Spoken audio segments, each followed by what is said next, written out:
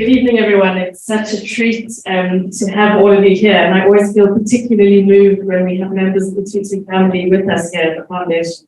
It's not very often as a publisher when you get a book that resonates with you and your own ethos, and this one did, so much so that I personally got involved in language editing and so forth, and got involved in the design of the cover and worked very closely with Dan throughout the process, him in Sedgefield and myself in Stellenbosch.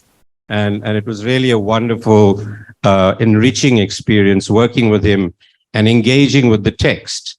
More so because it's such an honest account and it speaks so much about the personal transformation of a person who was largely complacent and indifferent to becoming aware and an activist through his role in the South African Council of Churches.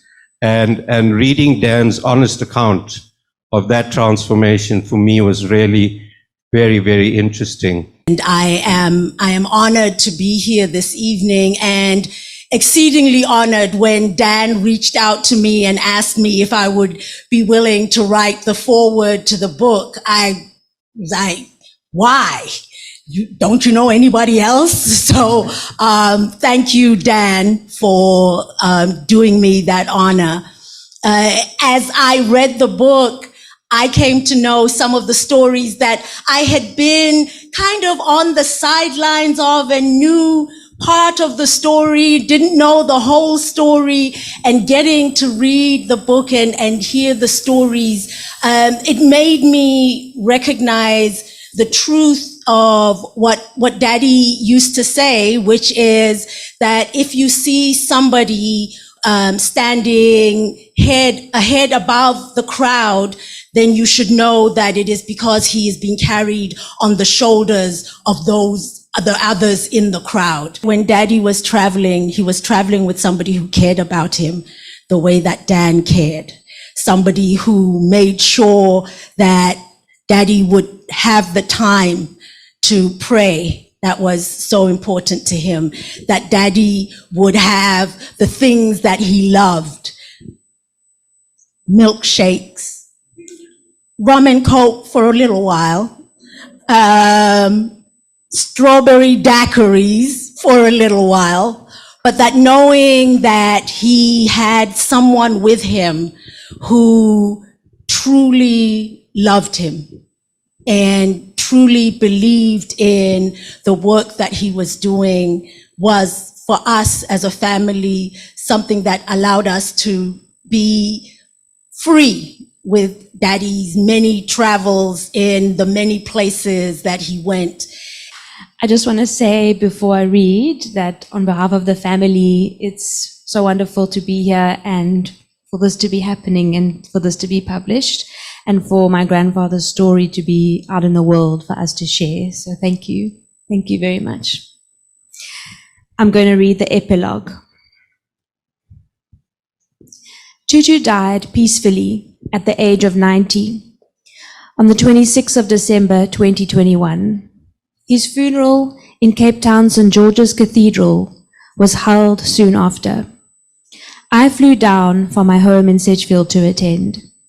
The earlier years that you speak of, when South Africa had this very conservative kind of clergy that was dominated by the Afrikaner reformists, you speak about they would call you a verraaier, traitor, and so forth.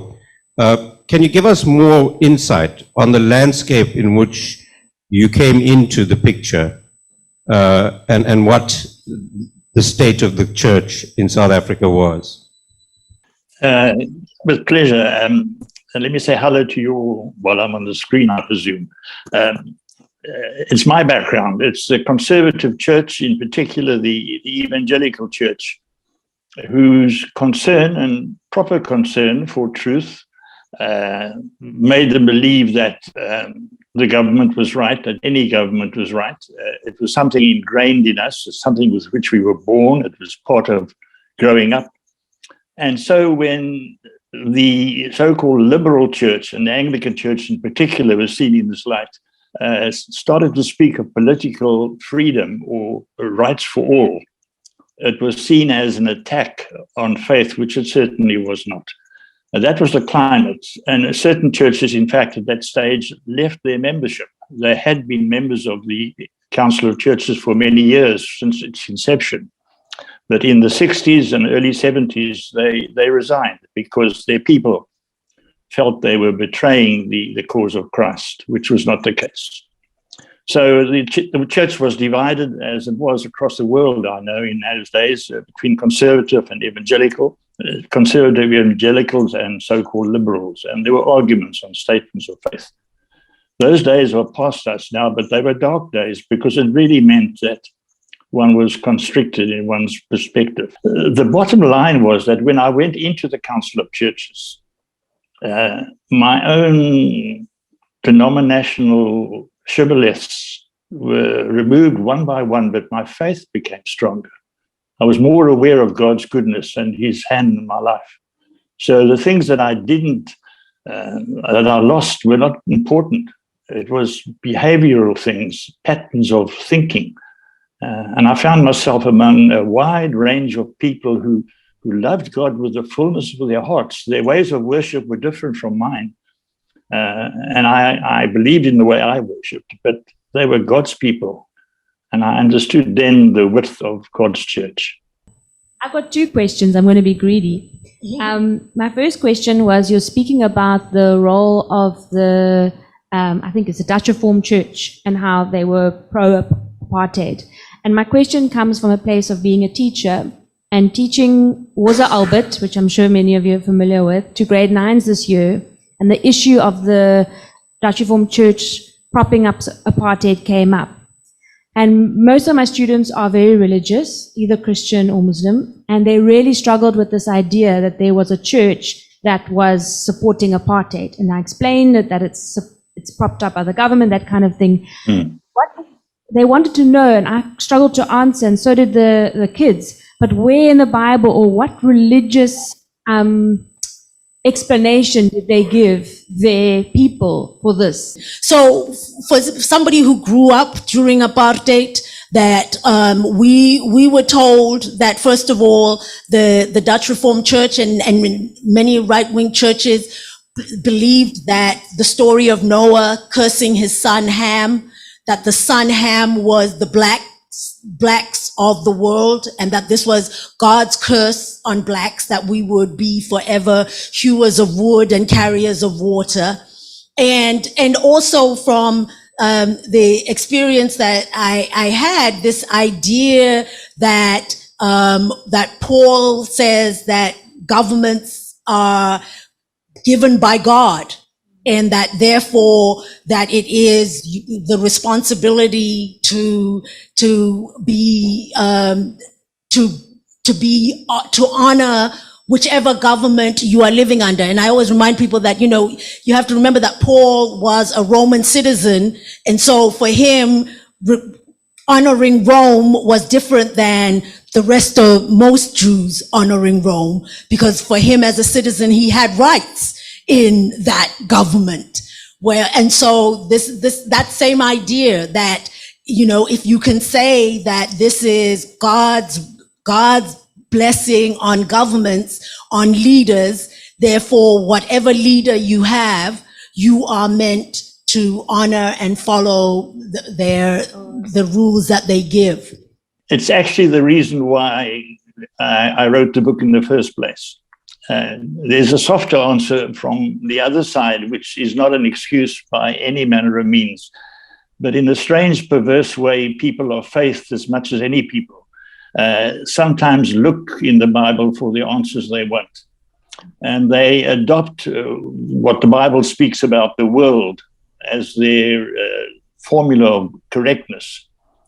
And so somehow they say there were slaves in the Bible, therefore slavery is okay because it suited us to have slaves, or to forbid women the votes because the Bible didn't say women could vote. So we start at our own choices and then we go to the Bible to try and justify it. And so it was with apartheid. We start where we are and we say the Bible justifies it, as Tommy said, through the stories they read and select very carefully. But the sadness is that we teach these things to our children. Racism we teach to our children. And the reason why I persevered with the book, because I thought, what hope do we have when we are born with ideas, because they're given to us with our mother's milk? How do we get out of it? How do we break loose of the chains of believing in slavery or believing in some of the perverse things like apartheid? But it's there in the Bible. Love your neighbor, and all the rest is there very plainly. And so I think it behooves each of us to be brave enough to face the truth in our churches and to allow common dissent, if you like, an argument, and to face what the Bible actually says. And then we find that the Bible is a Bible of peace and love and heartfelt care for the others. So yes, we go to the Bible to prove ourselves right. Sadly. That's amazing. I wish I could record that for class next year. Thank you. That was amazing. The arts has left a legacy of the answer to how can peace come into the world.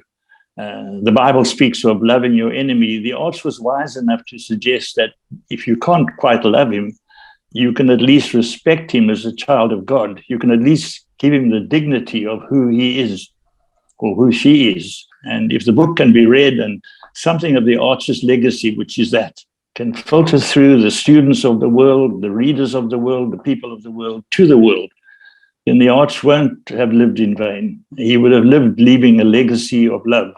So if the book can be read by many people, I'll be delighted, and I'll fold up my tents and go to sleep very happily. Okay, wonderful.